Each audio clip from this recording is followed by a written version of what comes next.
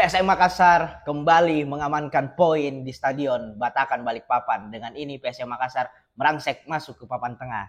Sedangkan yang mengejutkan di pekan 31 ini pertandingan antara Persikabo menghadapi Bali United berkesudahan dengan skor 3-2. Secara mengejutkan Persikabo membalikan situasi, membalikan keadaan unggul dan mengamankan 3 poin di kandang mereka menghadapi Bali United. Ini juga satu cambukan yang besar buat Coach Teko Cugura. Dengan kondisi ini, apakah mereka mampu, apakah mereka sanggup untuk menatap Championship Series di semifinal nanti di bulan Mei.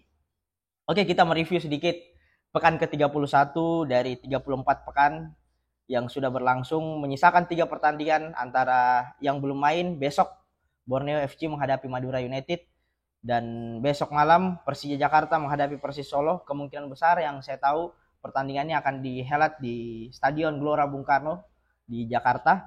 Dan salah satu partai yang menentukan juga nasib siapa yang akan degradasi di Liga 1 musim ini, Rans Nusantara menghadapi Barito. Apakah Rans Nusantara mampu meraih 3 poin besok, ataukah Rans Nusantara akan terjungkal dan akan menemani Bayangkara dan Persikabo yang akan degradasi? Kemungkinan besar Bayangkara sulit untuk bisa lepas dari zona degradasi. Oke, kita review sedikit pertandingan Persita Tangerang menghadapi Persib Bandung yang berkesudahan dengan skor 3-3. Persita Tangerang bermain di Iwayan Dipta, tidak bermain di Indomil Arena. Mereka sempat tertinggal 2 gol, 2-0. Habis itu golnya kembali disamakan menjadi 2-2, sempat tertinggal kembali di menit akhir di menit 90, sampai akhirnya di menit-menit terakhir Persita Tangerang menyamakan kedudukan. Dengan poin 1 poin yang didapatkan oleh Persita Tangerang membuat Persita Tangerang saat ini berada di papan bawah.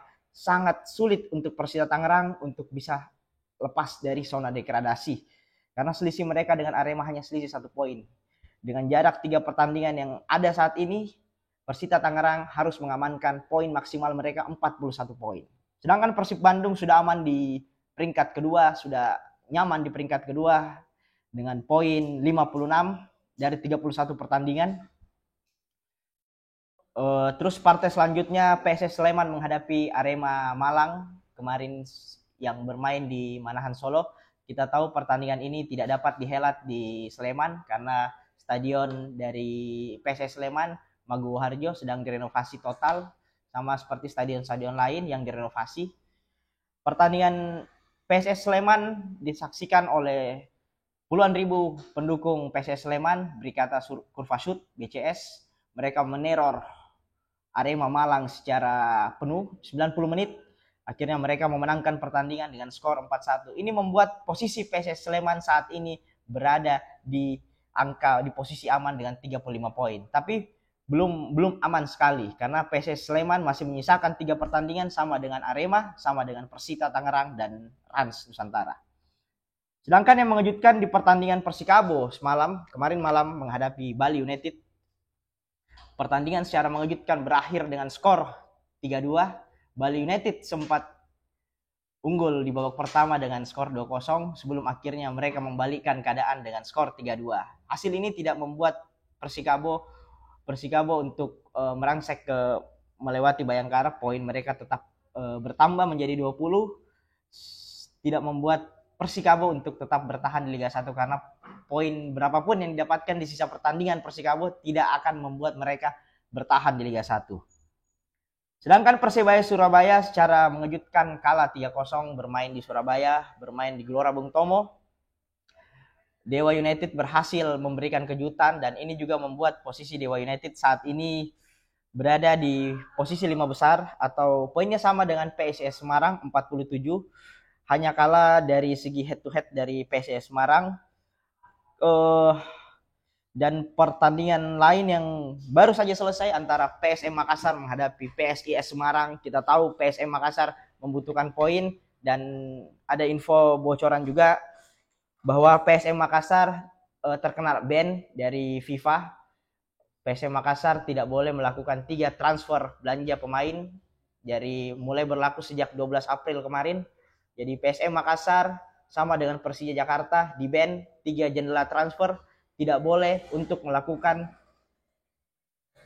transfer pemain, tidak boleh mendatangkan pemain. Jadi yang hanya bisa dilakukan oleh PSM hanya memaksimalkan pemain yang ada saat ini dengan pemain akademinya. Jadi ini juga pukulan yang sangat telak baik dari manajemen. Ini pukulan yang sangat telak oleh manajemen. Ada apa dengan manajemen PSM? Seperti apa manajemen PSM? PSM sudah tidak memiliki stadion, bermain di Makassar, harus bermain di Parepare, menempuh jarak 150 kilo, dan sekarang stadion Gelora B.J. Habibie sedang direnovasi, dan sementara PSM bermain di Batakan Balikpapan. Ini menjadi cambukan buat PSM. Ini juga terjadi di beberapa klub di ASEAN, termasuk di Malaysia, di Kedah Darul, salah satu klub di Super League Malaysia, dan Kuala Lumpur FC. Tapi sepengetahuan saya, dua klub ini sudah mengajukan banding, dan bandingnya itu diterima, dan mereka lepas dari 3 transfer yang tidak membolehkan mereka untuk melakukan transfer pemain. Sedangkan Persija Jakarta sedang melakukan banding, kita lihat keputusannya, dan baru-baru ini PSM Makassar mendapatkan hukuman dari FIFA tidak boleh melakukan 3 transfer window. Itu berlaku sejak 12 April ini. Dan pertandingan terakhir tadi secara mengejutkan, Bayangkara FC menghadapi Persik Kediri. Pertandingan berakhir dengan skor 7-0. Secara mengejutkan, Bayangkara mampu memenangkan pertandingan. Tidak semua pemain Bayangkara tampil, hanya beberapa pemain ligun asingnya. Pemain dari Singapura, timnas Singapura itu tidak main, yang Sul, dan pemain dari center back-nya Herrera juga tidak main. Ini secara mengejutkan Bayangkara. Oke, kita langsung utak-atik klasemen sementara di pekan 31. Ini yang menarik di papan atas. Hampir pasti ya, kalau kita melihat Bali United, Persib Bandung, ini hampir pasti menemani Borneo FC yang sudah pasti lolos ke Championship Series yang dimulai bulan depan. Sedangkan yang menarik di peringkat keempat, 1 tiket terakhir yang akan menentukan yang menjadi lawan Borneo FC di Championship Series semifinal nanti. Kemungkinan besar ini petah berubah. PSIS Semarang secara mengejutkan kalah. Ini membuat peluang Dewa United untuk masuk ke 4 besar ini semakin terbuka lebar karena poin mereka sama. Dan Madura United besok akan bermain, menyisakan 4 pertandingan lagi. Besok menghadapi besok Madura ini pertandingan menghadapi Borneo FC, bermain di Batakan juga, sama dengan stadion yang digunakan oleh PSM. Dan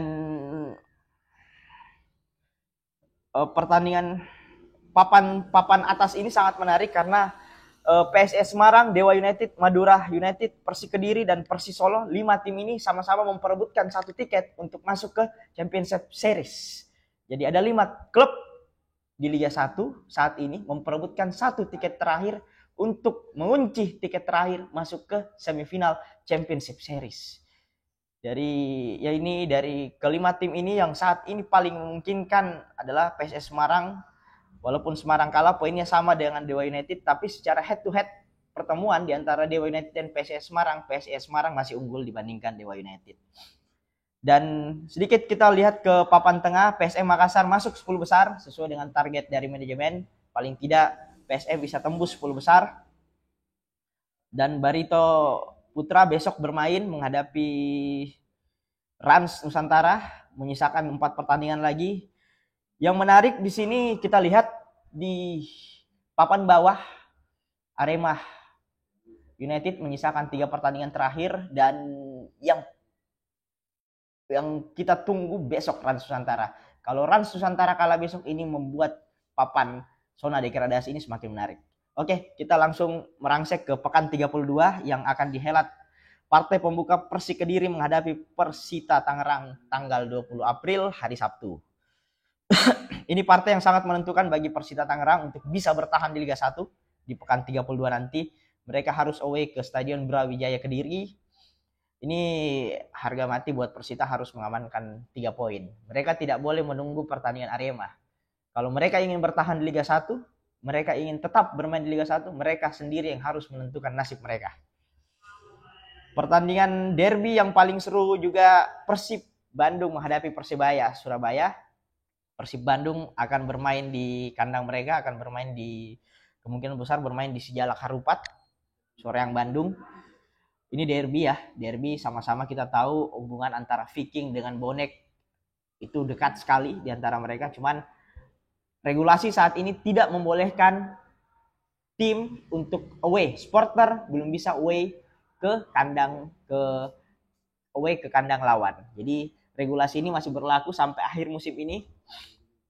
Sedangkan pertandingan selanjutnya di pekan 32 nanti, setelah pekan 31 selesai, PSS Sleman menghadapi Dewa United.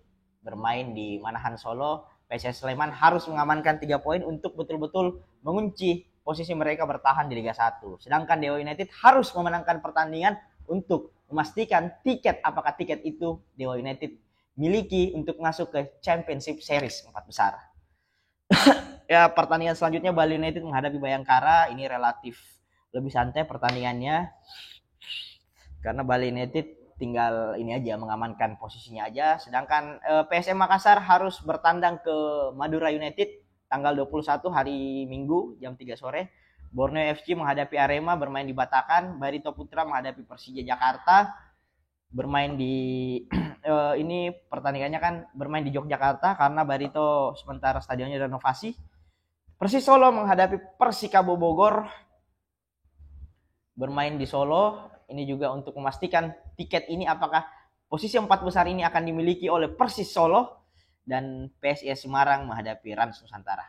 Ya mungkin itu review sedikit dari kami, review pekan 31 dan nanti next ke pertandingan pekan 32 setiap klub yang akan bertanding dan pekan 31 ini masih menyisakan 3 pertandingan sementara kita melihat posisi Dewa United merangsek pelan-pelan masuk ke papan atas klasemen sementara secara perlahan Dewa United bisa merangsek. Nah ini juga membuat kans di posisi keempat ini semakin menarik antara Dewa United, PSIS Semarang, Madura United dan tidak menutup kemungkinan Persis Solo bisa merangsek ke papan atas dan satu pertandingan lagi kita masih melihat Persik Kediri nanti akan bermain home di Brawijaya.